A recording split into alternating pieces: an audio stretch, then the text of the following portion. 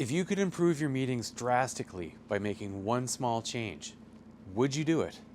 In this episode of Point of Order, we're going to discover why you need to stop saying the words, "so moved." Let's get into it.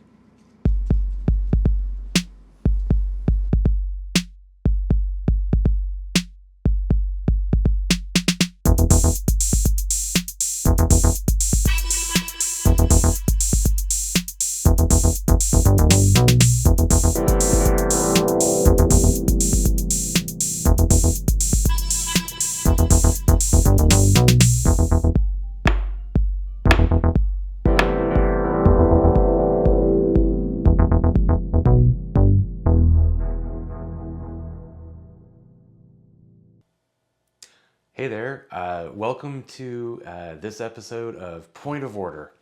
Um, I'm really excited about this episode because I get to talk about an article that really had an impact on me. This article is called "So Moved, So What?" It's in the winter 2024 edition of the National Parliamentarian. This is a publication of a great organization, the National Association of Parliamentarians. And just as an aside, wonderful organization. They provide education, they provide training, and they will provide credentials if you're very interested in parliamentary procedure and meeting procedure and would like to become a registered parliamentarian. This is one of the organizations that will do that. The other organization, AIP, we'll probably talk about a little bit more in another video. They provide the designation certified parliamentarian. And between NAP and AIP, there is a ton of meeting procedure resources out there, whether you use Robert's Rules of Order, the Standard Code, Borno's Rules of Order. These are places that you can go, become a member, and get a lot of resources, including this article here from author Ronald Reed. Now, Ronald Reed is a parliamentarian, registered parliamentarian. He's from the, he is the vice president of the Austin Parliamentarians. He's a member of the Green Gavel Electronic Unit of Parliamentarians, and he's been an NAP member since 1993. His article, "So Moved, So What?" So what's the point of order in this one? Well, the author in this article argues that doing things just for the sake of this is the way we've always done it is not a way to run an organization or to run a meeting. And I think we can all agree on that one. How many times have you asked somebody, why are we doing it like this? This doesn't make a lot of sense. And you get the answer back, well, it's just the way we've been doing it. That's what Ronald Reed encountered when he asked people why they would shout out, "So moved."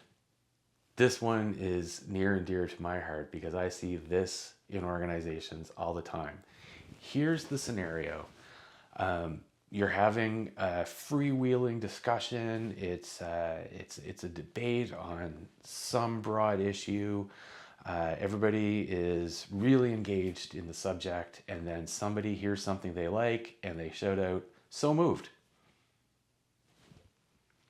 What did they just move? What just happened is the question. And so everybody is, it takes a moment, and then they try to figure out what it was that was just moved. What is the actual motion? After a little while, there's a little bit of agreement and consensus on the motion, and then the chair puts it to a vote. And there still may not be clarity on what it exactly it was until folks look back at the minutes at the next meeting and figure out, oh, okay, well, that was the motion. This is a problem. This is a problem because A, it's inefficient. Most times when I see this, it causes twice the amount of discussion. First, there's the discussion on the issue itself. That's the meat of the discussion. And then there's an equally long discussion about what the motion actually is after some sort of agreement has been reached. Folks realize that there isn't really actually an agreement that's been reached, and so they spend a lot of time and a lot of effort figuring out what the motion actually is they want. It's confusing. Elsewhere on this channel, and probably in this point of order series, you're going to see videos on procedural potholes, and those are issues that will slow you down when things are working well. At best, they'll slow you down, but they have the potential to get out of control and cause serious conflict and serious damage. This is one of them, especially if there isn't a really clear consensus or agreement on what this motion is going to become. It's out of order. So Ronald Reed talks in this article about the difference between organizations that use parliamentary authorities as kind of informal guides and those that adopt them as a parliamentary authority. Over at the Monthly Grind, we have a video on what the parliamentary authorities are and how they're used. But essentially, when you adopt a procedural text, that becomes the reference as opposed to more of an informal guide. And Robert's Rules of Order is very clear, and so are the other parliamentary authorities, that in order to have a debate and a discussion, you have to have a motion on the floor. And there is a 6-step process that is discussed elsewhere on this channel about putting a motion on the floor. Time for a ruling on this point of order. Is this point of order a legitimate point of order? Absolutely. 1000%. This point of order couldn't be more well taken. This is a great article. It is brief, it's concise, it makes his points very clearly, sets up the problem, and gives you a solution. The problem is you have this habit that's been passed down and nobody really knows why. It creates extra work, it causes inefficiencies, it can cause conflict, and it, quite frankly, it is actually out of order. So what's the solution? The solution is the 6-step process of being recognized by the chair and then putting a motion onto the floor for the group to discuss. I would go one step further and say that not only do you want to use that 6-step process, but you want to use my SMART motion framework. It's the framework that will allow you to craft and recraft very clear, concise, consistent motions that have the amount of detail in them that members will need in order to make really good decisions. But wait, what if you're in an organization that has staff working for it? You're on a board of directors, you're at a local government, and staff bring forward reports with recommendations, they give presentations, and in those recommendations include suggested motions for the group to consider. In cases like this, normally the structure that I've seen is that there'll be a staff presentation, time for members to ask questions for information. There'll be a motion, and then you have time for debate and discussion and decision making. What's the problem with somebody just pointing to the motion in the report and saying so moved? First, it's the discipline and the muscle memory of being recognized by the chair, putting the motion to the floor. Just having a consistent application of how main motions are brought forward.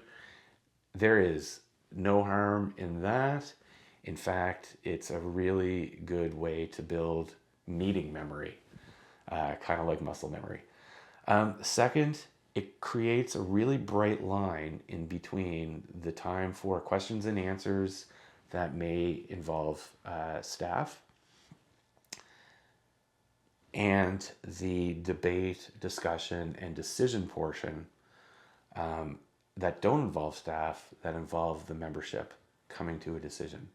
Having a main motion move properly draws a very big, clear distinction between those two very important portions of discussion, learning, and debate. So you have your presentation, time for Q&A, staying away from arguing the merits, but just trying to understand what the report says, and then a properly moved motion is a big neon sign that now it's time to discuss the merits of this proposal. It's time for discussion and debate and eventually a decision. It helps the decision-making process. It provides clarity for everybody. It really defines roles and responsibilities. So this is doubly point well taken. And I would encourage you to go and find So Moved, So What by Ronald Reed, registered parliamentarian. And that's it for this installment of Point of Order. Thanks for watching. Thanks for following along. Would love to hear your points of order in the comments. Maybe it's something that we can do a full video on and have a bit of a discussion on points of order that you would like to see discussed.